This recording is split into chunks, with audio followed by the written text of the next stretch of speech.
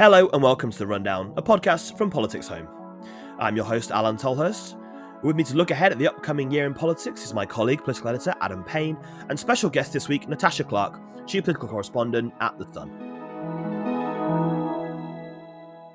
So after a pretty mad 2022, we'll be looking ahead to 2023 and trying to answer the five sort of big questions around British politics. Starting off with, Rishi Sunak at the end of 2022 announced his plan to try and end the asylum backlog. Really, the question is his focus on the small boats crisis going to pay off? Tash, starting with you, let's just talk through that policy that was outlined in December and kind of the politics behind it, really, and why Sunak has chosen this to be one of the big focuses of his beginning of his premiership. It's a really interesting one, isn't it? I remember when I interviewed him on the plane to Egypt going to COP. And obviously for our readers, for Sun readers, it's obviously such a huge topic, the small boats crisis, and it's something that's really important to them.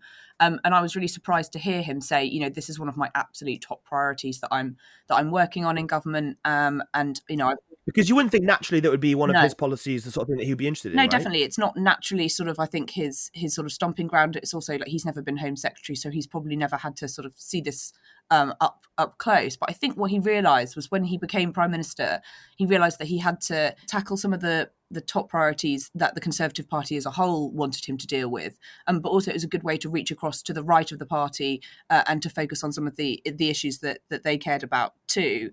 And obviously bringing in his Home Secretary back, obviously Suella Braverman, was a pretty controversial choice for him to make. And at the time he did get a lot of stick for that, and I think it's still yet to be seen sort of what her impact is going to be. But last week we saw that he made this statement himself in the House of Commons. He's really staked his premiership on whether he can solve this small boats crisis and whether he can really get a grip on it.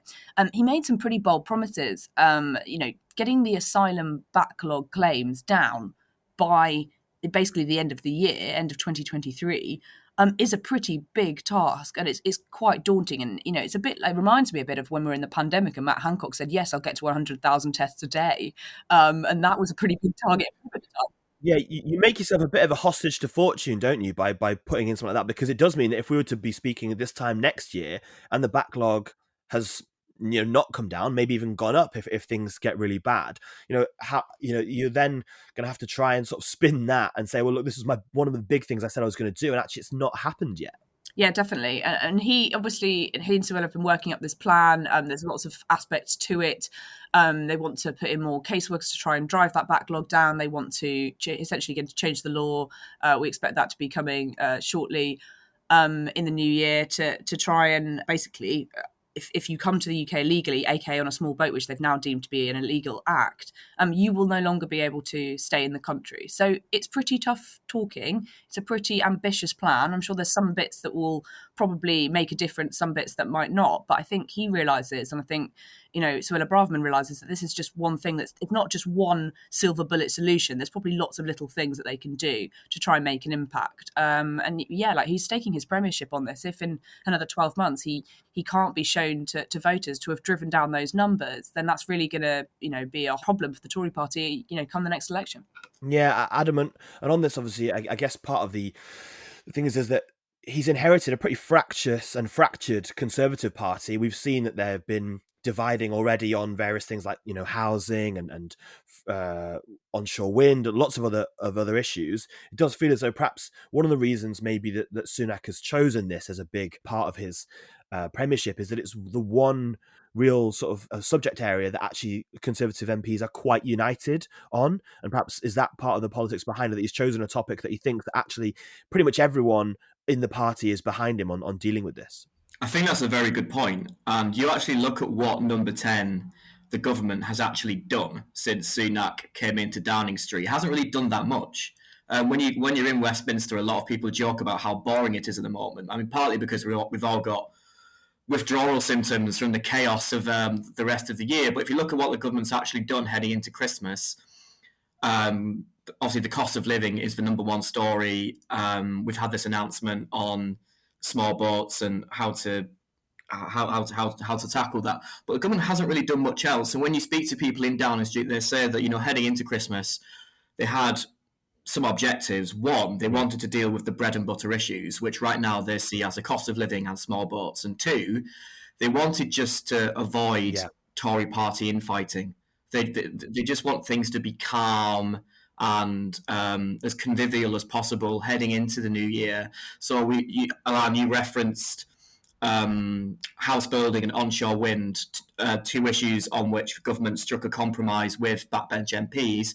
Now, one reading of that is it's another example of how this isn't really an 80-seat majority and how the Tory party is so fractious and how perhaps beholden to them Rishi Sunak is. But alternatively, you could read it as an example of party management, just trying to keep everyone calm, heading into that new year. But this policy, and I think Tash, I mean, I can't really add much to what Tash said, really. It's about delivery, isn't it? It's all about delivery. When you're setting such an ambitious target, particularly when it's such a visual story. I think it's, because we've seen the rhetoric has got stronger and stronger over the past couple of years, but the actual delivery of it has got worse and worse. Exactly. The 2022 saw a record number of people arriving by small boats, and we saw the backlog balloon at the same time as the government was talking tougher than it has ever talked about dealing with this issue. Yeah, and I mean, successive governments have announced lots of things. I mean, it's all well and good announcing things, and it's worth saying the announcements have been broadly welcomed by people who are very, passionate about this. But it is about delivery. Yeah. And if come the next election, there are still images of boats crossing the channel. Another element of this, of course, is the plan to house people who come over in like disused holiday parks. Now that, I mean, I think it was reported this week, some disquiet from MPs in those areas. If you have like a disused Pontins in Southport, for example, and the local press is picking up on images of people being housed there, it's still a risk. And of course, we have the sort of perennial spectre of Nigel Farage, who sort of refuses to go away. Now, right now, the Reform Party, I still think, has sort of little public profile. But if Farage decides to become a lot more closely associated with it, become a lot more vocal, and essentially become the face of Reform, if Reform essentially becomes known as the Farage Party, and they decide essentially to be a single issue party on small boats, and the issue, by the time next leisure comes around, the issue is still very much salient, the public feels the government hasn't dealt with it, then electorally, there's clearly a big risk there as well. Yeah, I mean, just before we move on to the second kind of one, I think related to this is a question about the Reform Party and Tash. Obviously, we've got local elections in May. Do you think that they're going to be targeting that and using kind of this immigration issue or the failure to tackle immigration as kind of the key kind of recruiting sergeant for the Reform Party at those next elections? Yeah, I think so. And, I guess the risk for the Conservative Party is that we have another sort of UKIP Brexit Party sort of situation where we had a couple of years ago where Nigel Farage and a good chunk of the population didn't feel like the Conservative Party were where they wanted to be on Brexit. And you could see that happen again on immigration. However, it's actually a little bit more complicated and complex than that, because we've seen, like, you mentioned just now, Adam, successive governments, Priti Patel was pretty hard line on the small boats, I think. That didn't mean that she got things done in the end of the day. So it's more of a, I guess it might be more, like I say, more in terms of delivery and more in terms of actually showing those numbers go down. And obviously, when we're in a cost of living crisis, these tensions really do get heightened. And we're seeing this from Conservative MPs as well, who, have become this, there's become this sort of new sort of small boats NIMBYism. We don't want these small boat hotels in our back garden sort of thing, hasn't it? Which I think could be a real problem, especially because it means that the public are now seeing the effects of the small boats right on their doorstep in their constituencies. It doesn't matter where in your country you are, you're now seeing your own migrant hotels in your area. And I think that really does make a difference. Yeah, we'll come on to kind of, I think, Tory party unity or lack of it later on. But yeah, I think that you touched on that, Adam, that kind of one of the other big kind of issues is the economy and the cost of living crisis. I think the second big question is will the economy be in a better position by the end of 2023 at the start of it? And, whether recession, not just can it be staved off, but how shallow and how short that recession could be, and what the government can do in that to get the economy growing. We talked about NIMBYism, we talked about house building.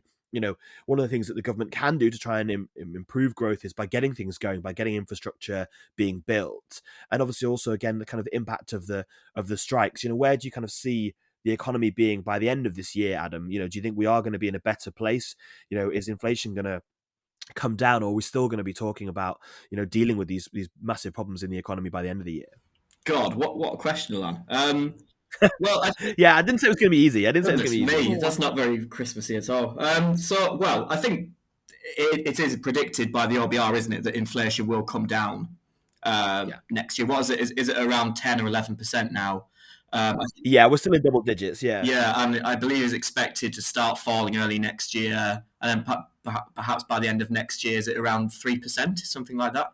I'm sure our thorough listeners will fact check me on that. But yeah, so it's predicted to inflation is predicted to come down, and I know there is a hope within government that by the time the spring budget comes around, when Rishi and Jeremy Hunt will perhaps flesh out in a bit more detail what they actually want to do with the time they have in power, potentially very limited time if they lose the next election. There is a hope in government that by the time that comes around, if the global economic situation's a bit better, if inflation has come down, they'll have a bit more fiscal headroom to play with in that statement, and perhaps set out something. And I guess that's part of the reason why they were so bleak in the autumn statement, was to give themselves a bit of wiggle room if things do improve in the new year. Well, exactly, right? And there is a theory doing the rounds that Rishi Sunak might just have enough headroom to perhaps cut some taxes right before the next general election. So you can kind of... Which was originally his plan back in the day, before any of the kind of chaos of 2022. That was originally their kind of plan, wasn't it? To try and pull a rabbit out just before the next election. So you can kind of... So taking in all of that into account, you can kind of see how this plays out, and you can kind of see the Tory narrative around it of, look, you stuck with us, we got through the hard times, now the sunlit uplands away. But I think beyond that, it's really about how people feel, isn't it? Like people like us can sit here and say, oh, inflation's down to 6%, that's brilliant, or look at GDP, or look at growth or whatever, but it's about how people feel and what's in their pockets, and do their lives feel like they're getting better. And I feel like if energy bills are still way higher, then I think that's kind of one of the big things, isn't it? So although things may improve numerically, are they improving in real life terms, or will that take a while to catch up? And given the next election is in some point in 2024, I think that's a risk for the Tories, that although on a screen, or according to the OBR or whoever, things might be getting better, but is that improvement being felt in people's lives? Yeah, I think for me, Tash, one of the unanswered questions, I suppose, is how big an impact is rising interest rates going to have? Because obviously interest rates are continuing to go up. Millions of people are on fixed rate mortgages that are going to be every month, more and more people come off their fixed rate, their 2 or 5 year fixed rate, and have to remortgage. And I think the longer that goes on, the more impact I guess we'll see. And I suppose that for me is kind of the unanswered question of what that impact is going to be, and how people are going to be feeling about the economy, not just, as Adam says, the kind of raw numbers, but how people are feeling as we go through next year or through 2023. Yeah, I think it has a really big impact, actually. And I think voters tend to, and maybe unfairly, blame whoever's in power for that. It doesn't, I know that, Liz Truss, just looking back a couple of months ago to her sort of little economic, I don't know what to call catastrophe. it. Turmoil, catastrophe, whatever you like to call it. Obviously, that was partly caused by her, but partly caused by the fact that everything was already going down the pot anyway. Yeah. But people blame her for that. And people are always now going to blame her for starting that interest rate hike. And I think people will continue to blame the Conservative Party, whether that's rightly or wrongly, whether it is their fault or not. And we have seen this in the past, and we've seen, in the 90s, the Tories get kicked out after an economic situation went down, even though it started to pick up by the time the 97 election came around. Things were starting to look a little bit better. And then obviously Tony Blair got the credit for that. Yeah, and I spoke to a pollster who was saying that the problem is at the moment is that the Tories are coming from such a low base that everything at the moment is blamed on them. It doesn't matter what happens, they're getting blamed for everything because of the, of everything that's been going on. And so therefore, They have been in power for 12 years, and I think that's kind of fair enough, really. right, well, Um, yeah, I suppose so. and obviously, I think, what Adam mentioned a minute ago about do people feel better off in their Yeah. pockets? Like, that's going to be a really cool message for Labour. And they've already started to get that out. Already, like, people like Rachel Reeves are starting to make that message. Do you feel better off under the Tories? Do you feel like your lives have got better in the last 12 years or not?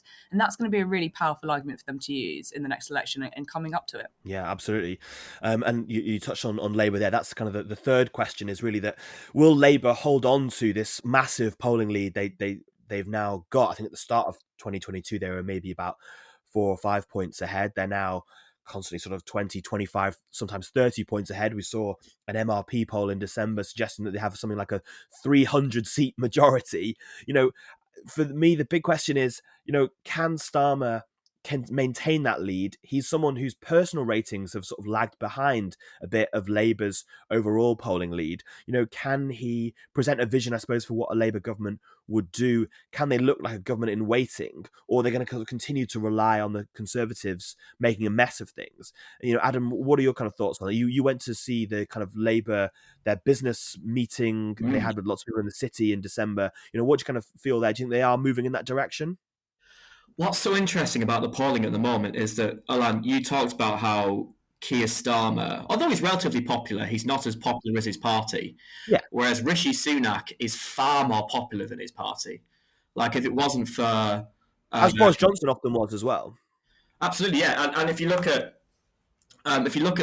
Sunak's individual polling ratings, we're actually, I think it was in late October, which I appreciate was a few months ago now, but I think the general picture is still true, that we were briefed by the polling god himself, Sir John Curtis, and he made the point that if you look at Sunak's individual ratings, they're actually really good, all things considered. However, the Tory party brand is an absolute mess after the Partygate scandal and all the other damage done by the Boris Johnson time, the Liz Truss calamitous so-called mini-budget, quite major in its implications, I think. So the question is, can Rishi Sunak lift the popularity of his party in line with him?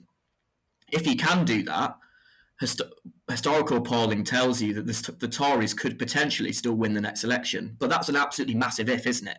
Because you look at the things that it's a long way back. It's a long way back. Well, you look at the things that are coming down the line. We have this very difficult winter that we are right in the middle of with industrial action, and just this general sense that nothing's really working in the country. Like things you used to take for granted and used to regard as sort of simple everyday things are becoming increasingly difficult.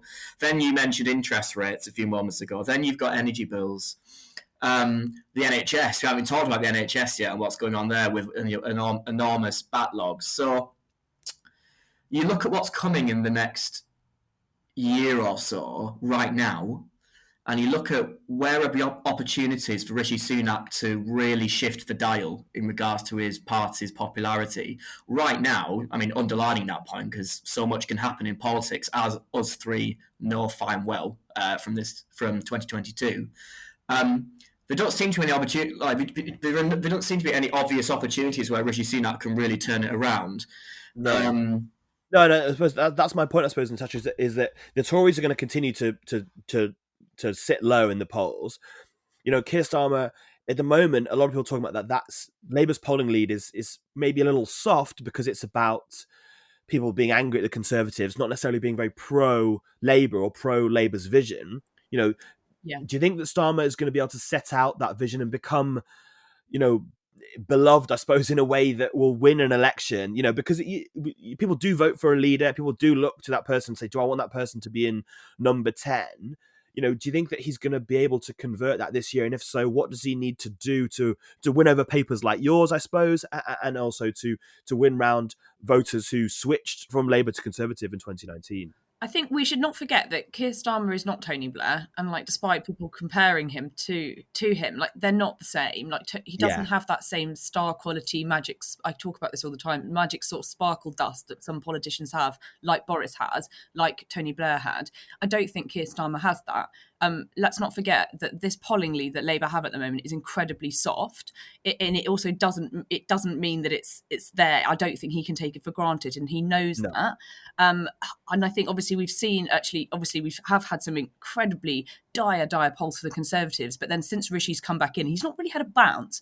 But I think he has had a couple of points back in a few polls. And I could see that kind of being a Tory strategy to slowly claw that back, not over one particular topic or one particular issue, but just generally be like, sort of offer a stability, offer that sort of like, we're getting on with stuff in the background, and try and claw that back over time. And for Keir, obviously, he is obviously riding on this wave of the Conservatives messing everything up, and he really is just sitting back and enjoying the fruits of that Labour. But for him to win the next election, he's really got to come forward and show how Labour are going to do it differently, how he is different, what is his vision, and really what are his policies. I think looking out, we are at 18 months, probably 2 years from an election, probably. It could be sooner. But right now, I personally don't think our readers really know what Keir Starmer stands for, what his vision is, and really how he would do things differently. And that's going to be, I think, Keir's test in the next sort of 18 months to 2 years. He's had quite a defensive position, I suppose, on a lot of stuff, and I think they've tried to sort of tread this fine line. I mentioned strikes earlier, but we didn't sort of get into it. But Adam, I think there's going to be a lot more questions about what Labour's position is on strikes, because we're going to continue to see strikes through 2023. There's not these kind of deals being done between lots of government departments and bodies around these kind of strikes. Yeah, he can't just come out and say, we do it differently and not say how. And I think eventually, like, voters will get tired of that and go, well, how are you going to do it differently? And I understand that he wants to give space before the next election to set that out in his own time. But, at the end of the day, you've got to start telling voters what you do stand for. Well, yeah, because I remember someone saying, like, the thing, if you're an opposition leader, is that people say, what would you do? And you go, well, I tell you what I wouldn't do. I tell you what I wouldn't do. I wouldn't do what the government are doing currently. And at some point, when you get towards, I suppose there is still time. Like I say, 2 years is still 18 months is still a fairly long time to be able to do so. But Adam, do you get a sense, you speak to people within Labour, that they are thinking about how setting out that vision and really kind of cementing that polling lead, taking it from a kind of a soft stage where people are against the Conservatives and making them pro-Labour? Well, I think, Labour's had leads of like 20 to 25%, at some point bigger than that. I think when you speak to people in Labour, you do well to find people who sincerely believe that will be the outcome of the next election. Right, yeah. Like they treat those leads as almost superficial. Yeah. And as Tash said about the government strategy of gradually clawing ground back, I think that's absolutely true. When I was chatting to someone sort of in the government, I think it was just last week, they said that, look, don't expect some huge spike in support for the Conservatives, but what we hope to see is every fortnight or so a very slight change, maybe 1%, 2%, sort of heading in the right direction from the Conservatives. With Starmer, I think a criticism of Keir Starmer, which Natasha touched on then, is that in his desire to be seen as sort of level-headed and reasonable and someone you can trust, he's sometimes too cautious and sits on the fence and is perhaps nervous of saying something which will be jumped on or will be seen as controversial. And potentially, given when the next election could be, like 2023 could well be the last full year before the next general election. And that does sound like a long time away, but it's really not in political terms. You think about when campaign mode unofficially begins. Obviously, you have official periods for campaigning, but parties enter campaign mode unofficially long before that. And I think early this year, Keir Starmer, I think, is going to come under a lot of pressure to start fleshing out what he actually wants to do. Because if he is, right now you'd say he's probably going to be prime minister. I think that's not controversial to say. Like, obviously, there's a lot can happen. We've stressed that point. It's a long time away, but right now you'd say that's the likely outcome right now. And with that in mind, I think he will come under pressure to explain. It's a very different position to be, is being seen as opposition or being seen as a government in waiting and a prime minister in waiting is a different set of pressures, isn't it, to being an opposition leader miles behind? Yeah. It is, and we know that like Keir Starmer and the Labour Party are having extensive talks with the civil service, and we know that they're engaging. You see it across government. They're talking to Labour pads and they're talking to MPs, and they're very much in the stage that we're about to go to a Labour government in the next 18 months. But, that just seems too simplistic for me to write the Conservatives off just yet. They are an election-winning machine, if they're nothing else. Yeah, we've seen them pull them off before, haven't we? Yeah. I was going to say, Alain, you actually asked me about the Labour Business Day, and perhaps in Keir Starmer-esque fashion, I completely, but what? Yeah. So the Labour Business Day, yeah, it was interesting because Tash just mentioned how like Labour's chatting to civil servants and everyone who'd be involved in a handover of power, and it is absolutely true that the world of business, as we like to call them, are taking Labour seriously in a way which certainly I haven't seen in my years of reporting. At Labour conference back in September, you looked around the conference hall where you find the various stalls and whatnot. There was so much business representation. It felt like a much more corporate event, which is indicative of the fact that at the very least, Labour are on the pitch. And they like what they see. Businesses are liking what they're seeing from Labour, and a lot of them are not. I don't think there's obviously a little bit of chicken and egg situation. Are they jumping on the bandwagon because they feel that this is going to be the next Labour next government, so that's where they go to? But if you're Labour, that's you're fine with that. Like similarly, I've got friends who work in public affairs, and they've gone from these companies have gone from hiring former SPADs, former Conservative SPADs, to hiring former Labour staffers and those people in Labour circles because they can see that that's the kind of liaison they'll have to be. So, but we'll move on to number 4, which we've kind of touched on already, which is, can the Tory party come back together again? Will Sunak be able to outline a kind of a vision that keeps those warring wings of his party together, or is it going to crumble and break apart? We've already seen people jumping ship. Lots of high-profile MPs said they're going to step aside or not run again. Can he stave off these rebellions, maybe get a good result in May? And also maybe what happens if he doesn't, which we've kind of touched on previously. And I just, for me, it feels at the moment like there is about 4 or 5 different parties within the Conservative Party, which is kind of always the case. But those fractures come to the surface when things are, times are tough. Natasha, do you think there is a way of putting back the party together in a way that maybe Boris Johnson was the last person to do in 2019? I think that Rishi can. It'll be harder for him than it was for Boris, because he's not got that election that he's just won, right? So obviously what Boris was really good at was drawing that coalition of voters in all parts of the country together. And Rishi doesn't have that mandate that Boris can point to say, I did do that. But I think his style is quite managerial. I think he's quite strategic, and I think that I think he will be very aware of this. I think, he'll know that there are people out in the party out to get him. He's known that for ages. And, he's, even as Chancellor, when we saw the tensions bubbling between him and Boris and different parts of the Conservative Party, he's no stranger to rogue briefings and people inside. No, people are still promoting the kind of stabbed in the back theory already, aren't they? Of like, exactly. Yeah, but I think he does realise this. I don't know how much he believes in it. A lot of it is confidence in a way, isn't it? And a lot of Conservative MPs already do believe that the next election is lost. I don't know whether we'll see that reversal in the next sort of 18 months and get some sort of fight back from them. But at the moment, it does feel a bit like that everybody is sort of accepting this sort of. It's kind of a dangerous loss. place to be. It's party management's difficult when everyone thinks they're going to lose the next election anyway. Yeah, it is. It's really tricky, and I do think that at some point before the next election, the government and Rishi probably will have a reshuffle to get some more people back in, sort of doing Conservative Party campaigning, party chairman roles, get all of those roles filled with real campaigners. And Boris will be a part of that. There are many Red Wall MPs who go, yeah, I want him. I'm putting him on my leaflet now, and I'm getting him campaigning in my area because he's an election winner. So yeah, while we do have all of these different parts of the Conservative Party, like you say, I don't think that's anything new. I think we sort of tend to forget that this is always something. The Conservative Party's always been an incredibly broad party.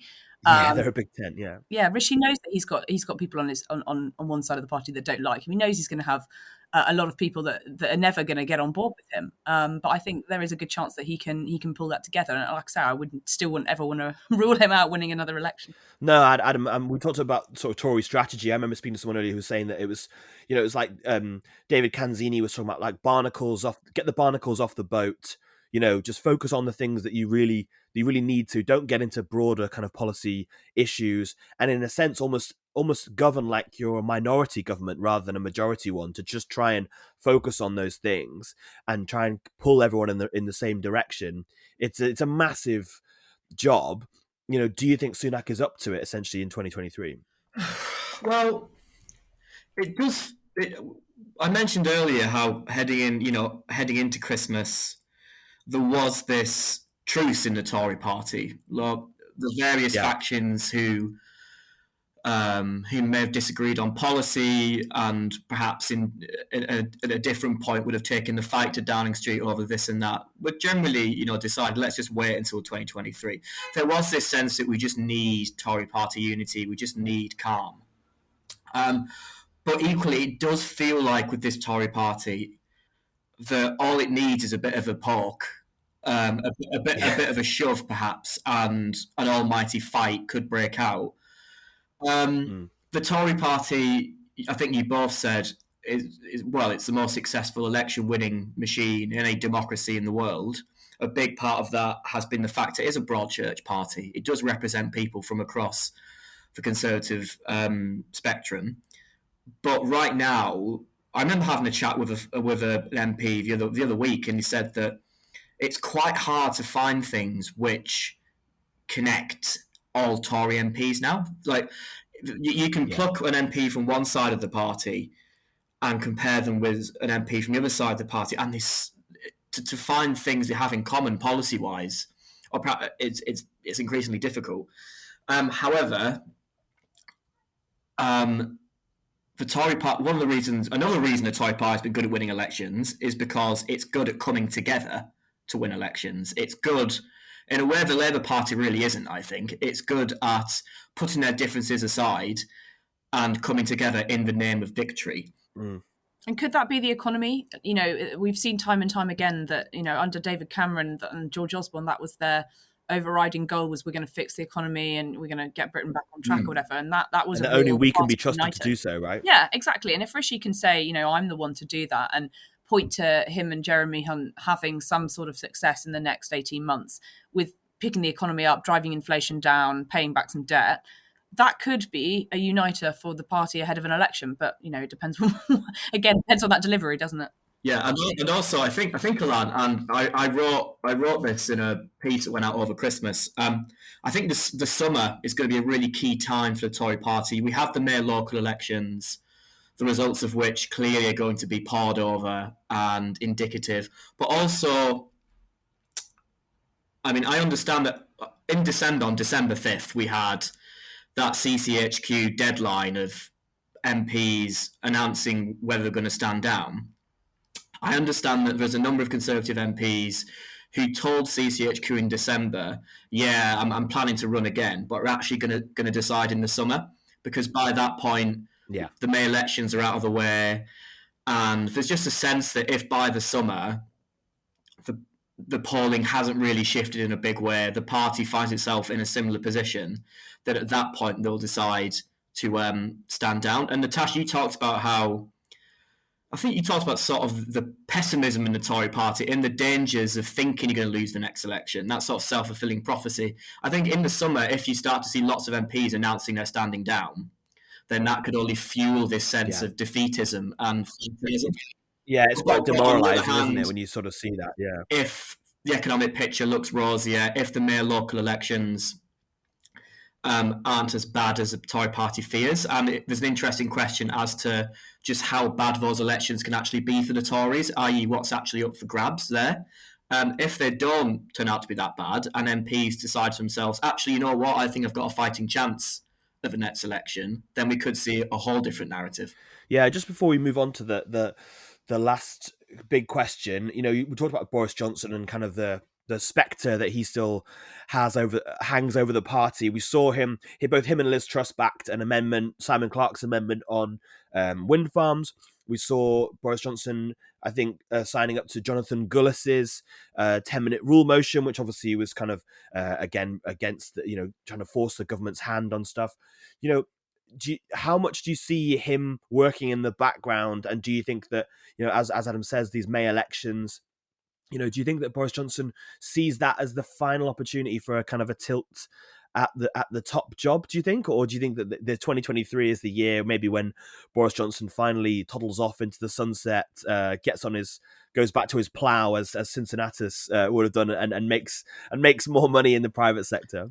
I think he's still going to be around in British politics for the foreseeable future. Whether he has another go at it, I think it's too early to even think about that, and I think he knows that it's too early to. Well, the Privileges Committee have still not decided on the reasons for him standing down the first time. Exactly, so. Yeah. So he's got to get that through that hurdle first. But I know that he's been at the end of last year was touring around constituencies, doing their dissociation dinners and speaking, and he like I say, there are Tory MPs in the Red Wall that are really keen to get him on their leaflets, get him to come out and visit their areas and campaign with him on the doorstep, and there'll be people like Boris.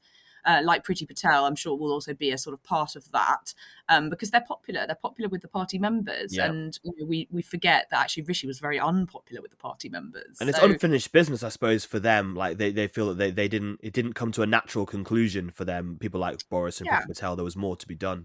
Yeah, they feel that there was more to be offered, more to be done. And our post bag over the summer in the Sun newsroom was, why are we kicking this guy out? We know that he's done. He's not handled some things properly, but we don't want to see him go. And we do think that he's got more to give. And, the Bring Back Boris vote and was a strong one. So I don't think he's going anywhere. And I think he knows he's still got that support. Whether he turns it into something, at the end of the day, he decided not to run in the last leadership contest because he knew that he wouldn't be able to do anything. He knew that, Team Rishi would make his life a nightmare if he did. But he could have done, and he knows that he could have done. He knows he had that support in the party.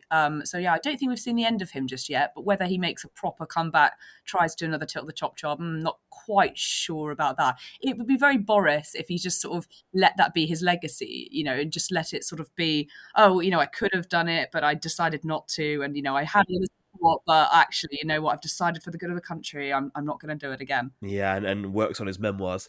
So, Adam, we'll just move on to the last question, which is a bit different, but I think one that's been kind of thrown into focus in the past few weeks, kind of unfortunately so, is can Westminster finally rid itself of harassment problems and behavioural problems? We've seen lots of issues recently with MPs being suspended, being kicked out, even going to prison in 2022.